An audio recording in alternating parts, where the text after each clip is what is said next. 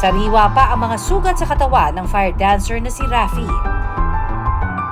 Nagasugat ako, ma'am, at saka nagkalapno sa aking katawan kasi yung unang ginawa ko na fluid na yun ay okay lang siya na higaan ko pa siya. Pero yung pangalawang ginawa ko na gas, hindi na pala pwede yung gas at saka fluid ay hindi na pala pwede na magano ka yung higaan mo. Yun, kaya dumapot siya sa aking damit.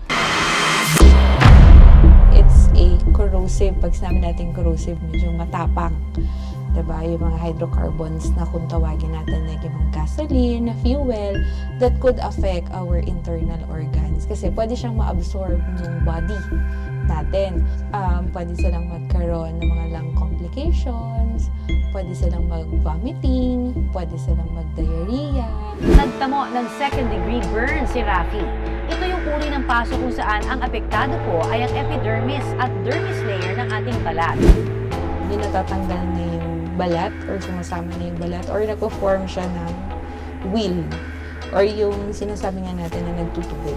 So, part na siya ng second-degree burn or yung partial thickness burn. Nanalo nga sa kompetisyon, olats naman daw sa gasto sa pampagamot. Higit 2 dekada ng fire dancer si Rafi.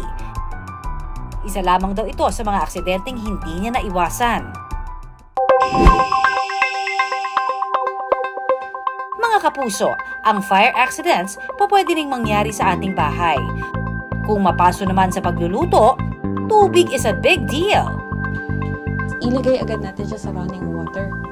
Diba? Or yung sa mga faucet, sa mga gripo, mas maganda kasi na binababad natin sila or pinadadaanan nila sa natin sila ng tubig. Si water is nabibigay ng cooling effect. Huwag agad gumamit ng alkohol. Kung hindi natin sure kung sila ay may mga maliliit na sugat, ano yung pwede nilang matamo doon sa burning na yun. Kung yan ay lalagyan natin ng alcohol, pwedeng mas makadagdag siya ng pain doon sa burning sensation. Hindi rin safe ang pagpapahid ng toothpaste. Ang toothpaste may contain siya ng mga different chemical na pwedeng makapag-irritate doon sa skin natin. Lalo na tayo ay may mga open pores. Kung magtamo naman ang second-degree burn o nagtutubig na lapnos, dapat hindi natin siya pinuputok yung tubig niya o yung pagtutubig niya. Bakit? Kasi yung tubig na yon nagsiserve siya as cooling effect doon sa injury. So, ibig sabihin, yung katawan natin nagbibigay ng first aid management doon sa injury. So, kapag pinutok kasi natin siya, pwede siyang ma-infect kasi magiging open wound na siya or pwede na siyang pasukan ng mga bacteria. Si Rafi naman, natuto na raw. Dapat, before mo yun gagawin, mag-isip-isip ka talaga na ano ang gagawin mo kasi hindi mo talaga alam yung disgrasya eh. At makalipas ng ilang buwan, si Rafi tuloy pa rin sa pagpe-perform. Wow! Gumagamit na rin daw siya ng apoy pero ngayon, iba yung pag-iingat. At sinisiguro niyang walang madidikit na anumang damit kapag gagamit siya nito.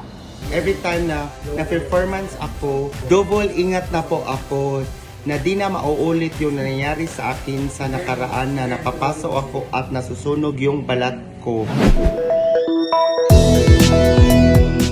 Tandaan mga kapuso, hindi dapat isinasantabi ang kaligtasan sa lahat ng oras.